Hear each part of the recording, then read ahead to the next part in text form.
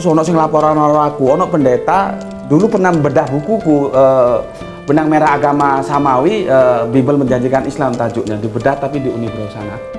Awal-awal kita dulu, Bos. Pendetanya jawabnya ya pinter loh. Kan tak tahu nih, itu Yesus tuh iki sakjane gak katin jelas no salin dan takon dadi mrene ora apa-apa ya. Ora apa-apa ya. Mengalir wae. Itu disalibnya itu tangan begini atau begini? Jawabnya pinter pendeta kuwi. Coba, apa jawabnya? Yang penting kan disalib. Nah, aku pernah gregetan dengan salah seorang rektor, dia pendeta, ya rektor. Dia bilang seolah-olah Islam itu tidak berani diuji di atas meja diskusi, dibedah berdasarkan kedudukan yang sama dengan Kristen. Oh, kok diisi, Rek? Siap saya.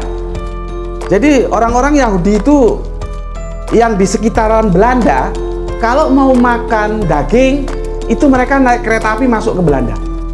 Beli daging.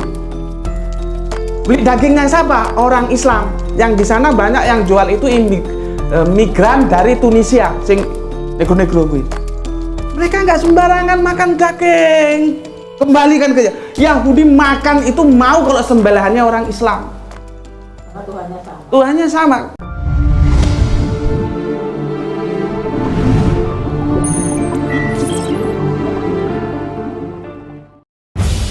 Ada seorang ibu melalui proses istikharah panjang mewakafkan tanah yang paling dicintainya di pinggir jalan raya dekat Taman Mini Indonesia Indah dekat Exit Tol. Beliau meminta agar dibangun gedung dakwah Mu'alaf Center Hagia Sophia, Jakarta. Dengan luas 514 meter persegi, insya Allah gedung dakwah tersebut bukan hanya akan menjadi tempat ibadah, namun juga sebagai pusat pembinaan bagi para mu'alaf yang ingin mendalami agama Islam. Alhamdulillah, saat ini kami sedang mengurus IMB. Dana yang dibutuhkan sangat besar. Kami meminta pertolongan kepada Allah. Mari dukung kami untuk mewujudkan gedung dakwah Mu'alaf Center Hagia Sophia, Jakarta dengan ketentuan sebagai berikut.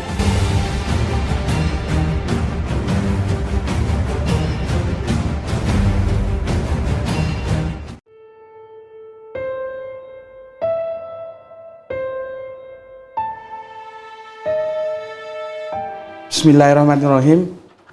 Assalamualaikum warahmatullahi wabarakatuh. Waalaikumsalam. Asyhadu an la ilaha illallah, asyhadu anna Muhammadar Rasulullah. Allahumma sholli ala sayyidina Muhammad wa ala ali sayyidina Muhammad. Kama sholaita ala sayyidina Ibrahim wa ala ali sayyidina Ibrahim bil alamina innaka Hamidum Majid. Sebelumnya terima kasih untuk jagoan kita Mas Ipung ya. Semoga semua yang dilakukan beliau tercatat sebagai amal soleh. Karena apa? Upaya beliau lah sehingga kita bisa bersatu di sini untuk menyatukan persepsi. Nanti kalau masalah berjuang kan di tempatnya masing-masing kan gitu. Oke, semoga semua yang dilakukannya tercatat sebagai amal soleh dan kita kecipratan. Gitu. Kecipratan aja sudah untung, ya kan? Gitu. Oke, bicara tentang kristologi itu memang sesuatu yang memprihatinkan. Ini saya lihat wajah-wajahnya ini para ustadz-ustadz semua ini. Jadi tepat. Saya tidak bosen-bosen mengulangi ini bahkan kepada salah satu tokoh organisasi tertua di negara kita ini ya. Di daerah saya. Sayang pada waktu itu beliaunya sudah pensiun ya. Saya katakan bagaimana pentingnya kristologi. Gitu loh. Ya. Nah, karena ini para ustadz, maka saya titip jenengan ustadz. Saya titip ke jenengan. Karena kalau saya ngomong orang nggak percaya. Gitu. Kalau jenengan ngomong kan sedikit batuk-batuk, gitu kan orang dengar. Gitu. Kalau saya nggak ada yang dengar. Gitu. Nah, saya menggunakan jenengan. Gitu.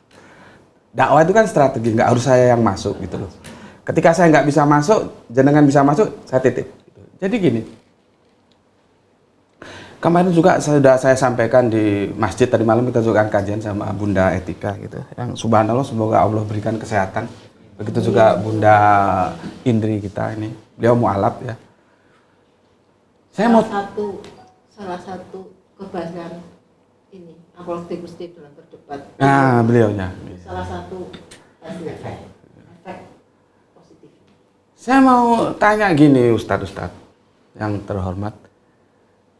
Pernahkah di masjid-masjid kita itu ada kajian kristologi yang itu memang terjadwal? Tidak ada. Padahal kristologi itu perlu. Apalagi sekarang zaman keterbukaan, informasi tidak bisa terbendung, itu sangat diperlukan sehingga anak-anak kita, generasi-generasi kita itu punya pertahanan itu. Kalau aku kasih analogi yang gampang itu ban luar dan ban dalam gitu loh.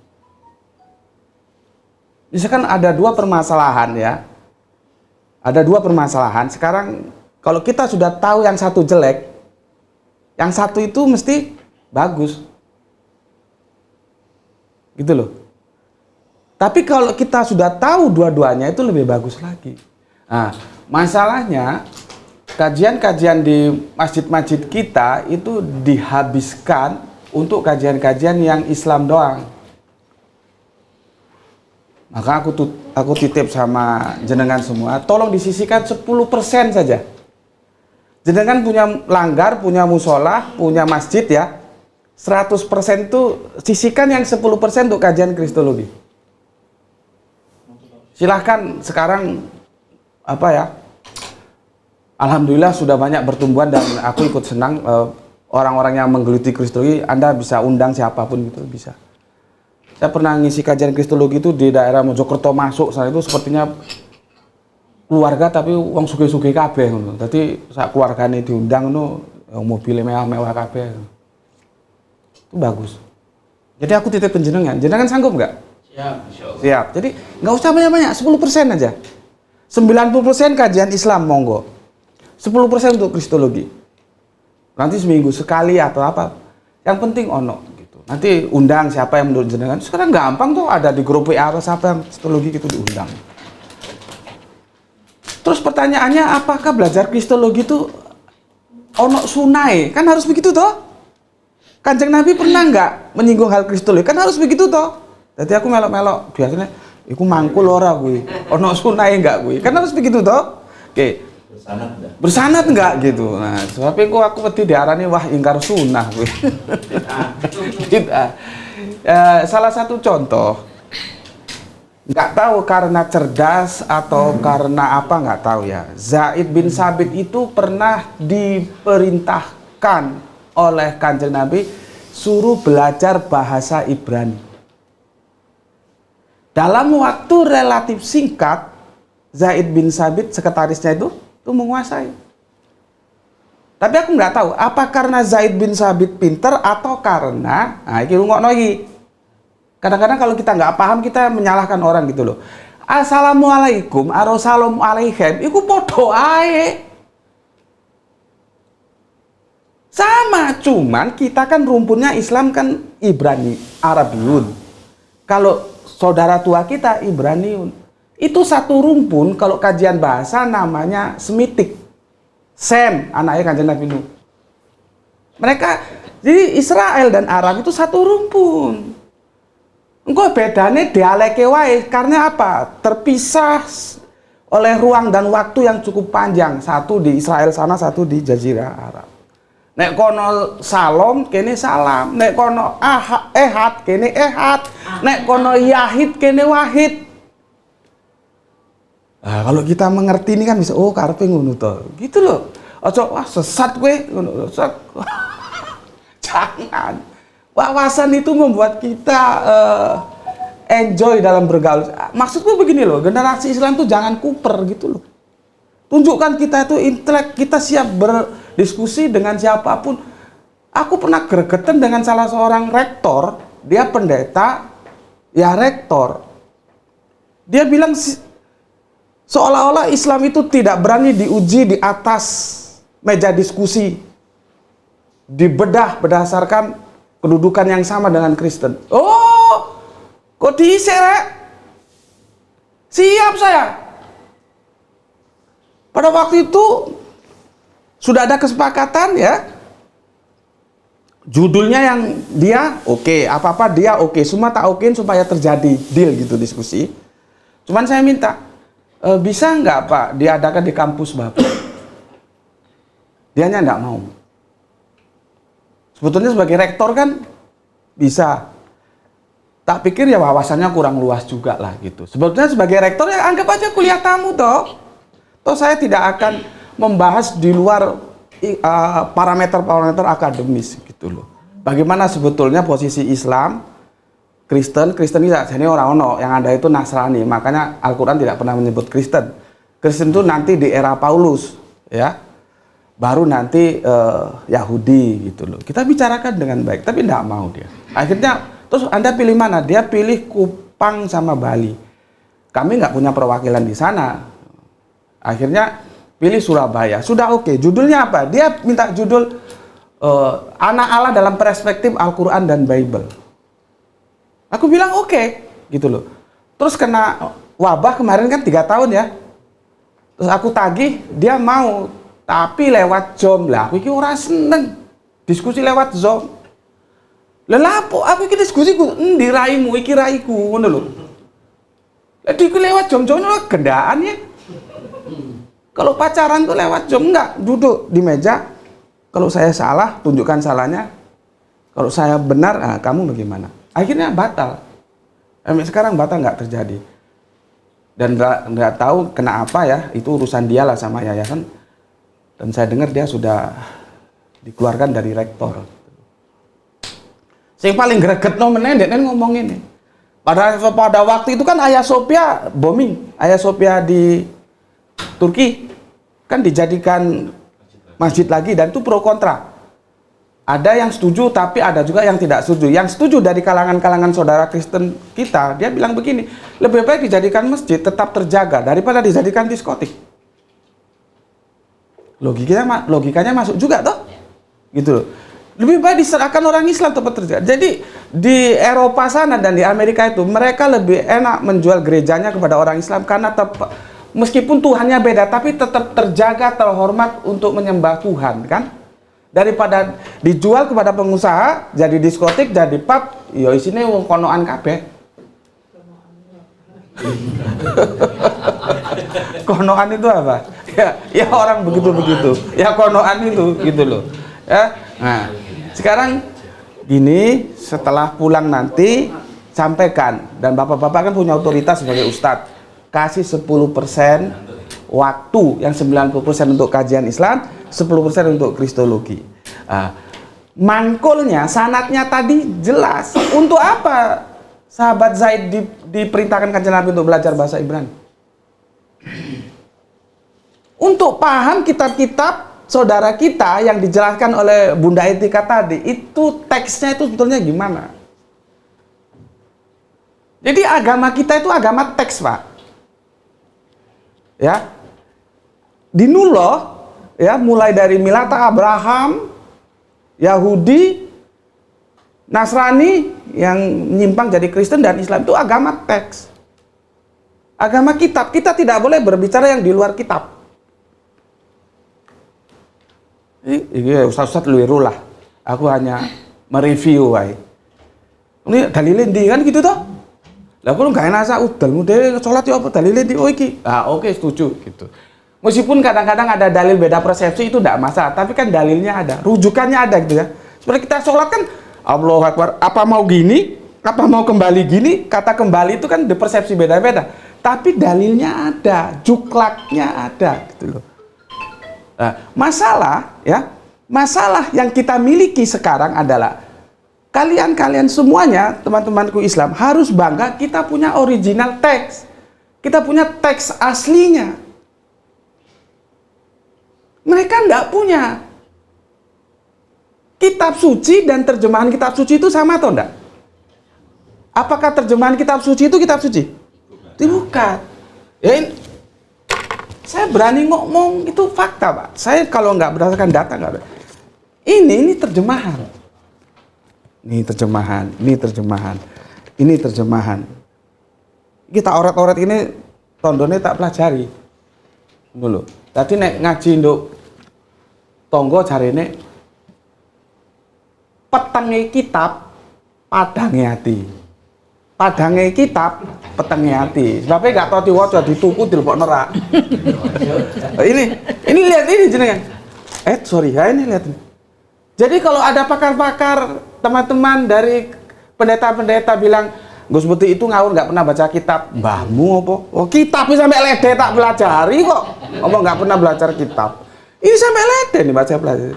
Berarti ya setia. Nah, kelebihan keunggulan kita itu punya original teksnya. Teks. Aku ngomong original teks ngerti orang lagi. Teks bahasa aslinya. Teks aslinya. Teks bahasa. Bahasa aslinya. Mereka terjemahan. Nah itu saya ingin nih. Ya wong agama. Jadi gini Pak, agama itu beres nggak beres dilihat kitab sucinya. Kalau kitab sucinya beres, agama itu beres. Tapi kalau kitab sucinya nggak beres, agama itu nggak beres. Jangan kalian lihat Kristen itu satu, enggak. Dalam konsep teos ikui Tuhan, ketuhanan, ya. Mereka itu berbeda 3 kelompok besar. Tritunggal. Terus ono sing tunggal. Sabelian. Tunggal itu diwakili oleh Kristen Tauhid, Saksi Yehova, ya. Terus ada lagi Tritunggal, Tunggal, Sabelian, terus sing rada anyar ki Waneses. Wanes itu Sabelian. Sabelian itu berkembang lagi dia. Jadi Gusti Allah niku beda. Enggak, kita aliran apa saja bahkan iku Gusti Allah ini podo. Satu kitab Gusti Allah ini iso telu iku ya apa mikire coba? Coba nek riko. Coba. Kan bermasalah. Oke, ya. Yo mau ngajar aku enak ora? Masuk ngantuk. Nanti kalau mau tanya-tanya ya. Aku sudah dipesenin sama tuan rumah. Aku biasanya nggak gini mas. Ngantuk tak usir. Loh temenan aku kereng aku. Tapi harus dipesenin sama tuan rumah. Kalem-kalem bos. Aku ngomong siap bos. Yang penting ono rendang padang.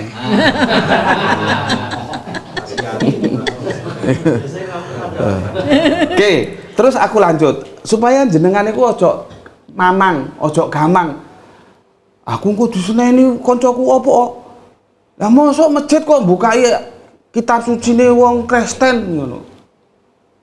Itu karena mereka nggak tahu. Nah, jenengan tane pertama tadi Said bin Sabit, ya toh? Jadi ini Mas, tapi yang perjanjian lama mungkin ya. Kalau perjanjian baru kan Yunani sudah. Perjanjian lama ini, perjanjian lama kitab saudara tua kita Yahudi itu bahasanya Ibraniun. Nah, Zaid diperintahkan oleh Kanjeng Nabi untuk belajar bahasa Ibrani. Kepentingannya kan untuk belajar, toh. Gitu. Jadi berarti nek aku dakwah gawe iki oleh ora apa? Oleh apa ora? Oleh, gitu loh. Ya. Nah, berikutnya jenengan pernah baca tentang kafir Najran. Iya toh? Bertamu ke rumahnya Kanjeng Nabi 3 hari 3 malam toh? Diskusi apa saja begini begitu ketemu. Tapi ketika Yesus kuwi sapa? Ora ketemu toh? Kanjeng Nabi Yesus iku ya padha karo aku ya hamba diangkat jadi rasul. Oh enggak, Yesus iku Allah. Oh enggak. Enggak ketemu toh? Akhirnya turun ayat disuruh mubahalah toh? Mubahalah, cuman kita sekarang keliru. Nek mubahalah iku karo wong kafir dulure dhewe dijak mubahalah iku lho. Kan salah. Mubahalah itu Islam dan kafir gitu. Nah, tapi kan kafir Najrannya nggak mau. Ya sudah nggak dipaksa pulang. Nah, itu diskusinya 3 hari 3 malam, Mas. Oke, 2 ya. 2. Terus aku mundur ke belakang. Hijrah kita pertama kali itu bukan ke Madinah. Kemana? Abasa aku ingin di? Abasa itu ke Mesir. Oh, tak seneni kok kebanter salah. Ethiopia. Ulangi. Ethiopia kan Mesir teman. Afrika. Loh, Afrika. Ethiopia ya. Iki salah nggak gelem ngakoni salah. Ketemu raja. Wani do ngarepku wani tak takoni. Rajane sapa jenenge? Sampai Raja Basa sing masuk Islam. Iya. Minta disolati. Itu kan amirnya, kalau kita kan pergi harus ada amir toh. Kan Kang Mas Ja'far toh. Iya. Sekarang Kang Mas Ja'far itu dialog dengan raja yang itu Kristen, itu pakai apa? Pakai kristologi. Nggak iso Pak, kono bebek, kene mentok. Kita diskusi, nggak iso. Bebek bahasane CC, mentok bahasane CC. Harus ada yang mau masuk, yang membuka pintu untuk masuk diskusi. Kono Kristen, kene Islam. Kene bekangkeng gawa Islame, kono bekangkeng gawa Kristene. Nggak bisa. Jadi kita harus masuk dulu ke sana. Mukanya aku ganteng ini supaya bisa masuk. Lah nek aku terus ono jenggote terus ndinding gawe surban. Kate mlebu rono wonge wis wedi. Paham maksudku? Maca Yesus. Kalau itu namanya gonjes, gondrong Yesus ngono. Nanti Pak Pendeta aku kalah, aku gondrong Yesus. Nanti kalau ke sana itu enak gitu. Tapi nek wis koyo jenengan-jenengan iki ojo maneh ngomong ditelok raine, ditelok ambune iki ustad iki. Nah, enggak mungkin masuk ke sana. Ada apa, Pak? Oh, enggak bisa, Pak. Maaf gini-gini. Coba nek aku sing masuk. Shalom alaikum. Oh, shalom alaikum. Ya apa bla bla bla bla. Saya mau lihat, oh mau kamu silakan, Mas. Jadi itu sebetulnya teori pendekatan kita. Nah, kalau kita nggak punya bekal kristologi sebagai media pendekatan, ya apa kata diskusi, ya apa kata dakwah. Kenapa kalungnya bukan salib? Oh, ini ya, ini kalau hilang gampang dicari ini. Dan ini salib ini bukan salib, karena setahunya dia salib itu dikirain yang begini nih. Nah, ini juga ini Bunda ada dulu saksi Yehova ya. Nah, saksi Yehova salibnya begini. Bukan begini. Nah, dulu saya diskusi sama pendeta doktor alumni Amerika. Ya, diskusinya di Unmer, Universitas Merdeka Malang. Terus aku kan takok. Buka gambar salib. Salib Yesus. Salibnya kan begini Yesus. Ya toh? Umumnya kan begini toh? Salib. Nah. Terus tak buka no gambarnya saksi Yehova. Salibnya begini, satu tiang pancang, tapi tangannya begini. Enggak begini. Disula namanya. Begini. Nah, jadi kalau kamu bilang ini bukan salib karena kamu belum tak ajari. Kok tak ajari ya? Iki salib iki. Gini ya. Terus tak takoni teman diskusiku. Terus itu Yesus itu disalib dengan cara yang seperti apa yang benar? Yang tangan begini atau tangan begini? Karena itu dua cara yang berbeda. Terus ono sing laporan aku, ono pendeta dulu pernah bedah bukuku Benang Merah Agama Samawi, Bible Menjanjikan Islam tajuknya, dibedah tapi di Unibro sana. Awal-awal kita dulu, Bos. Pendetanya jawabnya yo pinter loh. Kan tak takon nih. Itu Yesus itu iki sakjane gak kate jelasno salib dan takon dadi mrene ora apa-apa ya. Ora apa-apa ya. Mengalir wae. Itu disalibnya itu tangan begini atau begini? Jawabnya pinter pendeta kuwi. Coba, apa jawabnya? Yang penting kan disalib. Nah. Coba ya apa? Sampean debat, diskusi, sampean serang, ya. Itu bagaimana? Salibnya gini apa gini? Itu dijawab ngono. Yang penting kan disalib. Karena di Al-Quran kitab kita, kitab surat 4 ayat 157 kan tidak disalib. Tidak disalib. Nah, jadi merono aku jelasno saiki, tapi kalian-kalian juga tidak memahami ayat itu. Kalau kita ngaji sama anak-anak kita, sama yang umum-umum itu mungkin di pondok-pondok jenengan juga, sing disalib sapa? Yudas. Kan begitu ceritanya. Itu hadisnya bermasalah, Pak Ustadz. Hadisnya itu antara satu hadis dengan hadis yang lain nggak ketemu. Berantakan itu. Karena sampean semua, sorry saya kadang sampean, kadang jenengan, maaf ya. Bukan saya tidak menghormati, tapi supaya kita lebih bersaudara aja. Gitu. Sakjane yo ngeper juga aku kumpul ustad-ustad ini. Ya, saya jelaskan ya. Surat 4157 itu tidak mengatakan adanya stuntman. You know stuntman? Nggak ono peran pengganti. Yang masuk dalam kesadaran kita dari cerita-cerita guru kita, ada orang yang diserupakan dengan wajah Yesus dan disalib. Dan itu Yudas, kan begitu? Enggak, Pak. Yudas itu nanti bermasalah. Di Alkitab dia mati tapi dengan dua cara yang berbeda juga. Yang satu gantung, yang satu perutnya pecah. Nanti yang benar. Masalah mana? Nah, jenengan buka itu kan suibalahum, diserupakan. Subiha lahum, diserupakan. Apanya yang diserupakan? Itu yang jadi diskusi kita. Nggak ada orang diserupakan seperti Yesus terus dia disalib, nggak ada. Makanya Al-Quran tidak menjelaskan siapa yang disalib toh, karena memang tidak ada. Ini yang tidak dipahami oleh saudara-saudara kita, karena teksnya nggak di. Iki apa maksudnya? Enggak. Mocone lewat toh, itu kritik saya untuk teman-teman.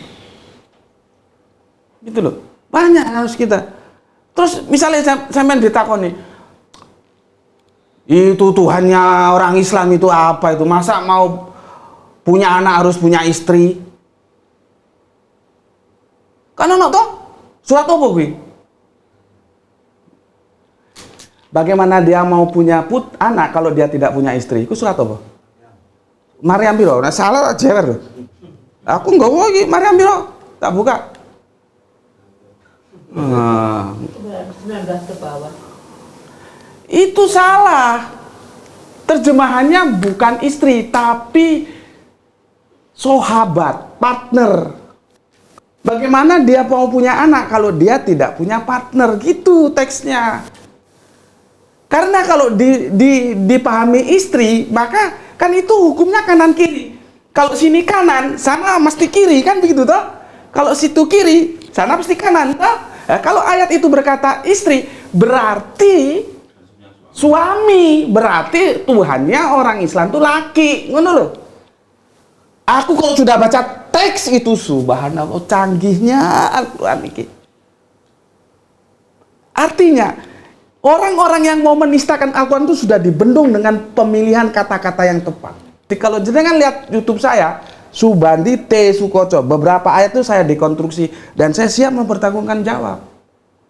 Itu alumni Maru Mesir itu, Mas itu. Nggak tahu semester berapa sekarang, kuliah di Al-Azhar Mesir. Aku mau nolak. Kalau salah tunjukkan di mana salahnya. Kita urus bareng. Banyak terjemahan bermasalah. Jadi jenengan nek diomong, misalnya ketemu wong Kristen. Bagaimana kitab suci Anda itu 6 abad kemudian, sedangkan peristiwa penyaliban itu 6 abad yang lalu. Kok bisa mengatakan Yesus tidak tersalib? Sekarang kalau Yesus tidak tersalib, yang disalib siapa? Ayo, bisa jawab nggak? Paling melayune ndok Yudas. Iya kan? Yudas itu bermasalah hadisnya. Jawab, yang diserupakan itu apanya? Inilah diskusi berat kita. Karena Al-Quran tidak mengatakan ada peran pengganti. Kalau di Alkitab itu bahasanya, kalau kita studi di kampus namanya substitution. Peran pengganti nggak ada. Nah, itu yang diserupakan itu adalah peristiwanya. Dulu. Kita tidak tahu ada apa-apa di balik itu. Di sidang mereka kan mau disalib di sidang dulu, karena ada satu sosok yang harus kita curigai, Yusuf Arimatea. Apakah terjadi ya sebuah kesepakatan di antara mereka bilang, ya wis gak apa-apa iki dikabarno disalib tapi ojo disalib. Karena Yusuf Arimatea lah yang berani mengambil jasad Yesus dari tiang salib. Karena Yusuf Arimatea itu Sanhedrin. Nek Paulus enggak. Paulus kui Nggak masuk Sanhedrin.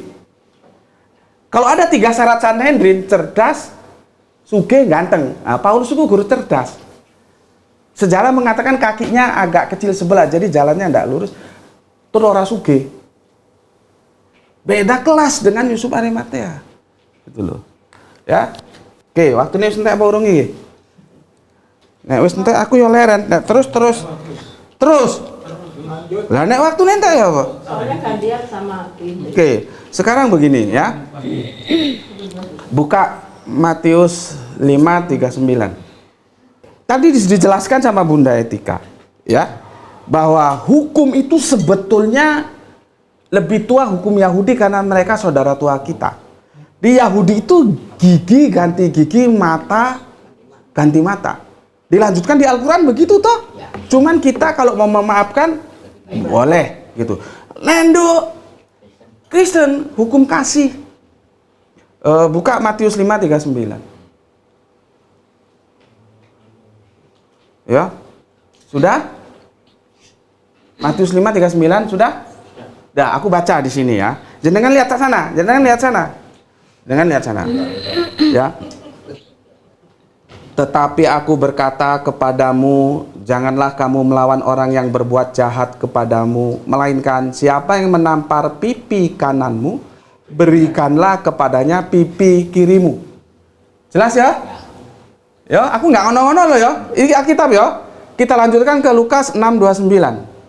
Aku iki santai wae, Pak. Apa sing diomongno Bunda Etika aku tinggal lanjutno saja. Ini nggak terpikir ngomong iki. Sing nggak ono rencana aku ngomong nggak ono, iku tambah sulit. Wis ngomong sombongno ngono lho. Bunda Etika ngomong teks ya aku tinggal ngurusno teks ngono ae. Oke, Lukas 6:29. Barang siapa menampar pipimu yang satu, berikanlah juga kepadanya pipimu yang lain, dan barang siapa mengambil jubahmu, berikanlah juga ia mengambil bajumu. Clear ya? Clear. Jadi nggak ada balasan loh ya. Ayo, ini bener nggak? Gitu loh. Ini bener nggak? Kita uji sekarang. Yohanes 18:22.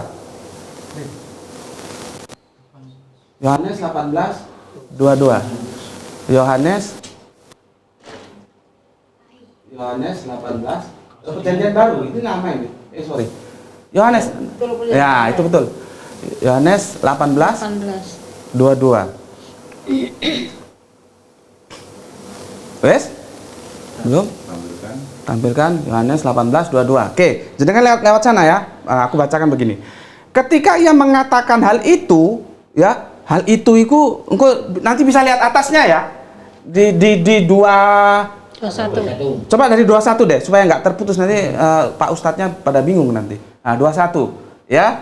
Apa di situ?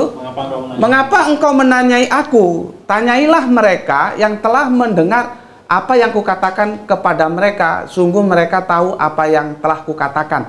Jadi iki Yesus iki nduk sidang sebelum disalib ditakoni ngono kuwi. Ya. Terus nomor bawahnya 28 itu ya. 22, lihat itu 22 ya. Ketika mengatakan hal itu, seorang penjaga yang berdiri di situ menampar mukanya. Mukanya siapa? Yesus. Mukanya Yesus ditampar kan? Oke. Yohanes 22 ya, menampar mukanya sambil berkata, "Begitukah jawabmu kepada imam besar?" Tadi tak peragakno ngene. Yesus ditakoni oleh imam besar. Ya toh? Jawabnya koyok mau, aku penjaga, tak kampleng. Capek. Begitu jawabanmu sama imam besar. Tahu ya kronologisnya ya? Ya di kampleng. Nah, terus kita ke 18:23. Ya. Ya. Ayatnya 18:23 ya. Wes? Lihat, perhatikan ini. Jawab Yesus kepadanya, "Jikalau kataku itu salah, tunjukkan salahnya. Tetapi jikalau kataku itu benar, mengapa engkau menamparku?" Nah, saiki ya apa? Jarine tampar pipi kanan kasih pipi kiri. Ternyata Yesus enggak toh? Protes kan?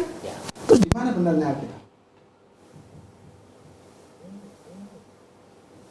Coba. Dari situ yang mengatakan apa namanya, kalau kamu berikan ditambah Tapi Yesus kamu yang berikan mengatakan Yesus. dipikir ya Yesus juga. Ya, Yesus juga. Ketika bicara masalah hukum Taurat, dia berbeda dengan Ternyata pelaksanaannya enggak toh. Ketika Yesus ditampar dia enggak langsung ngasih ini tampar lagi nih. Kayak begitu toh. Justru dia protes. Ya. Artinya, nek aku salah, tudono salahin nang ngendi, kono aja ngambleng aku, gitu loh. Kalau aku salah, tunjukkan salahnya, jangan kamu menampar aku, kan begitu itu. Berarti kan tidak terlaksana itu hukum. Seperti yang katakan Bunda Etika, kalau hukum itu dilaksanakan, lah ngapain polisi atau pengadilan?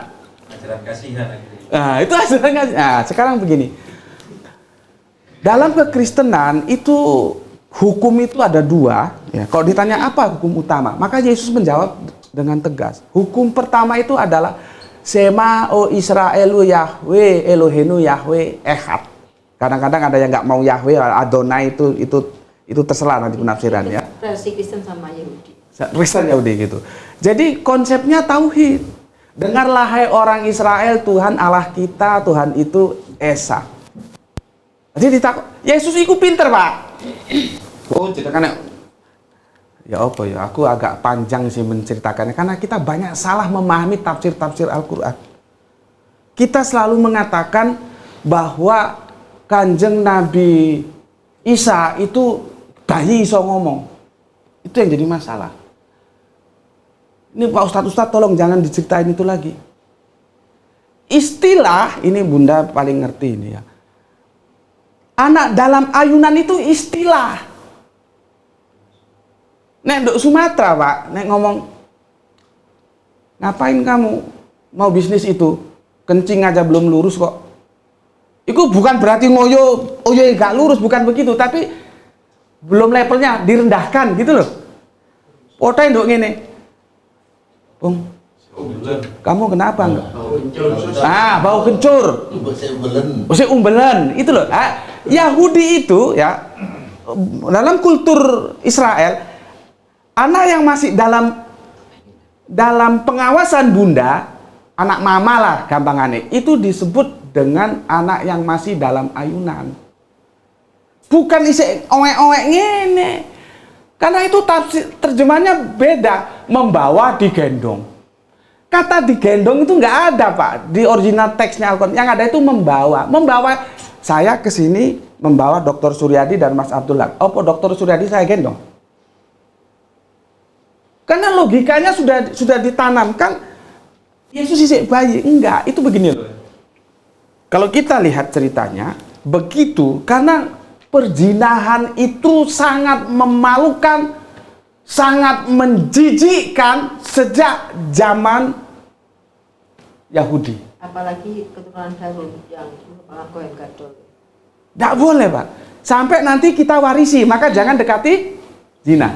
Bunda Maryam itu mengasingkan diri setelah hamil karena malu dengan lingkungan.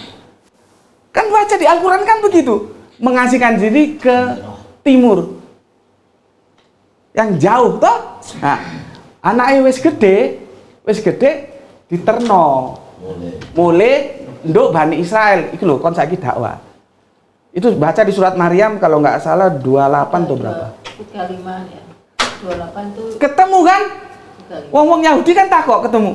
Ditakoni, Maryam, lah apa kon ngene bla bla. Bunda Maryam nggak kelengah, Bang. Tua-tua Yahudi itu kiai-kiai, Pak. Dijawab apa? Untuk apa kami itu bicara atau diskusi dengan anak yang masih dalam ayunan? Anak ingusan, arek wingi sore. Nah, kita dipahami tekstual kacau. Enggak, itu maksudnya padahal lho gini lah. Ono misalnya aku ya digandeng karo ulama sing wis surbani ngene lah. Terus katanya debat. Ya wong ngomong, lah Gus berarti arek wingi sore katanya debat karo ulama. Nah, gitu loh kira-kira. Ya. Nah, prosesnya seperti itu. Jadi Yesus itu kalau kita lihat di Alkitab umur 12 tahun itu sudah debat. Sudah berdiskusi di bait Allah. Gitu loh. Jadi Al-Quran itu sangat akurat mengatakan, Pak. Waktu itu sudah diskusi dengan ulama-ulama Yahudi. Ditakoni dalam suatu diskusi, salah satu kelebihan Yahudi kok, Pak. Nggak gampang percaya. Ini didelok iki. Ono wong cerdas banget coba iki. Terus tak kon takoni iku hukum apa yang paling utama? Terus teko to utusane to? Lho, kitab Markus iku takon Markus 12:29. 12:29 bukan. Ditakoni, hukum apa yang paling utama? Dijawab, dengarlah orang Israel, Tuhan Allah kita, Tuhan itu tunggal. Wes? Nah, lihat itu, ya. Jawab Yesus kepadanya, oh bukan. Markus 12:29. Oke, lihat itu ya, perhatikan teksnya ya. Hukum yang utama itu dengarlah hai orang Israel, Tuhan Allah kita, Tuhan itu tunggal. Tunggal ya? Setuju kan? Hatiku tunggal toh? Oke. Nanti hukum kedua baru tentang kasih. Itu nanti kok lanjutnya tentang kasih. Jadi ada hukum tentang Allah yang tunggal, tentang kasih mau sing disalahkan. Jarine tempeleng pipi kanan kasih pipi kiri, padahal prakteknya nggak begitu. Ya kan? Nah, sekarang kita fokus ke tunggal. Kenapa sekarang terus menjadi Tritunggal? Coba. Jadi Tuhan mereka Bapa, Putra, dan Roh Kudus Tritunggal. 3 tapi 1, 1 tapi 3. Lah mu mendas ya. Ya, padahal teksnya tunggal. Ya, dengarlah hai orang Israel, Tuhan Allah kita, Tuhan itu tunggal. Ya toh? Itulah yang namanya tahrib. Ayo, ngerti nggak tahrib? Nggak ngerti? Tak jaluk kartu ustadz itu. Tahrib itu apa? Loh? Tahrib ada bahasa Arab. Bahasa Arab sayang. Tahrib itu perubahan, pergeseran. Geser. Tahrib, Geser makna. bergeser. Nah, tahrib itu ada 2. Ya, yang dirubah teksnya langsung sama yang dirubah tafsirnya. Nah, ini tahrib tafsir. Tahrif. Iya, saya nggak pernah makan korma, jadi nggak bisa paseh gitu loh. Jadi agak bingung saya tahrif. Sekarang tahu ya? Tahrif. Tahrib. Nah, iku paseh gue tahun untuk Al Azhar Kairo. Mampu Arab. Oh, mampu Arab pisan. Oke, bisa dilanjutkan? Bisa? Oke. Itu namanya tahrib, kalau kurang makhrajnya kurang dimaklumi ya. Itu tafsirnya, tapi teksnya tetap. Jadi pemahamannya bacanya tetap tunggal, tapi pemahamannya sudah Allah Tritunggal. Jadi tidak hanya Allah Bapa saja, tapi masuk Putra dan Roh Kudus. Jadi 3. Itu namanya tahrib tafsir. Sekarang ada tahrib teks. Teksnya itu dirusak. Buka Imamat 11. Kalau kamu kesulitan tentang babi hutan. 11:7. 11:7, Imamat 11:7. Buka Imamat 11:7. 11:7. Oke, ya. Demikianlah juga babi apa nih wi? Hutan. Ya, karena memang berkuku belah, yaitu kukunya bersela panjang, tetapi tidak membawa biak, haram itu bagimu. Kalau Anda baca teks itu berarti kalau babi ternak haram nggak? Ya. Enggak. Ya iku. Awalnya itu babi. Ya ada hutannya, ditahrib. Tambahi hutan. Sebab pengen mangan iwak babi. Kalau celeng. Iya. Hutan kan celeng. Celeng, iya bener celeng. Itu namanya tahrib teks, Pak. Jadi Memang dari fisiknya berbeda itu. Kalau celeng itu ada gini Mas, saya selalu begini. Saya selalu memberikan nasihat atau gini loh, Pak Pendeta, gini loh Mas. Kalau jenengan sama saya kan jelas resistensinya tinggi karena saya Islam. Saya begini-begini Islam ini, meskipun nggak jelas gini tampilannya saya Islam. Kalau Anda dengan saya kan Anda mesti resisten, iya. Nah, sekarang coba Anda tanya sama saudara kita, tanya sama Yahudi, Ehad itu tunggal atau Tritunggal? Gitu caranya kalau benar-benar mau mencari kebenaran. Karena itu bahasa utama. Sebelum orang Arab menerima firman, itu didahului oleh orang Israel. Itu fakta yang harus kita akui. Bukan apa iki kondo aja titik-titik Yahudi, delok se Yahudi sing endi. Anakmu kesandung mbok salahno Yahudi, repot. Lihat dulu Yahudi yang politis atau yang teologis, beda. Kalau babi sekarang kembali saja ke orang Israel, mereka makan, kan jenengan ngomong memang bentuknya beda gitu kan. Nah, sekarang apakah babi dari jenis apapun, dari salah satu jenis yang ada, pernah nggak dimakan oleh orang Israel, orang Yahudi? Ngono ae. Sampeyan ku mantuk-mantuk urung kasih tak jelas no. Wah, berarti cerdas, nek ngono seneng aku. Kan ngene Mas, kalau diskusi sama kita kan resistan itu apa cara Jawane? Nolak. Pantangan. Nolak ya, karena kita Islam kan. Sudah gini Mas, jenengan tanya aja sama orang Yahudi. Kira-kira apakah ada babi yang bisa dimakan? Kan enggak, semua babi itu babi hutan, babi ternak, babi tetek bengek enggak dimakan. Sampai tahu, aku juga enggak pernah, sebabnya ya kate nduk luar negeri enggak duit duit. Jadi gini, teman-teman saya yang kuliah di Eropa, dia bilang, jadi orang-orang Yahudi itu yang di sekitaran Belanda, kalau mau makan daging, itu mereka naik kereta api masuk ke Belanda, beli daging. Beli dagingnya siapa? Orang Islam. Yang di sana banyak yang jual itu migran dari Tunisia, sing negro-negro kuwi. Mereka nggak sembarangan makan daging. Kembalikan ke Yahudi, makan itu mau kalau sembelihannya orang Islam. Karena Tuhannya sama. Tuhannya sama. Itu yang di sana pedagangnya itu orang-orang dari Tunisia, migran di Belanda. Direwangi sampai semono Mas, untuk menjaga koser. Koser kuwi jelasno Bu. Halal ngono lho. Aku ngono ndo sekretaris tinggal jelasno Bu, ngono ae. Halal. Sampai sebegitunya Mas. Lah kok ujuk-ujuk babi ditakrib dadi hutan, babi hutan, babi liyane. Nyam wae. Gitu loh. Ya. Oke. Masih ada berapa waktu? Habis? Habis? Aku kira sudah habis sampai sebegitunya. Tapi semua ini hanya introduction. Yang terpenting tadi, tolong kalau pulang ustadz-ustadzku yang terhormat, saudara-saudaraku, tolong sisihkan waktu 10% saja. Yang 90% untuk belajar Islam, yang 10% belajar Kristologi. Seperti ini kan, jenengan kan setelah ngerti kan nggak iso meneh digobloki. Nenden kate ngomong enggak, Allah itu Tritunggal, ya tanya sama orang Yahudi, teksnya jelas kok. Iso toh? Nah, jadi keilmuan itu perlu, dan kita tidak perlu saling menghujat, menghina, enggak.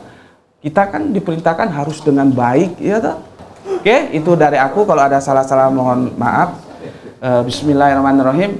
Matur nuwun nuwun. Kita belajar dan mengajarkan Al-Qur'an itu sebetulnya sesuatu yang harus kita upayakan karena itu sebuah kebaikan, ya. Oke, alhamdulillahirabbil alamin.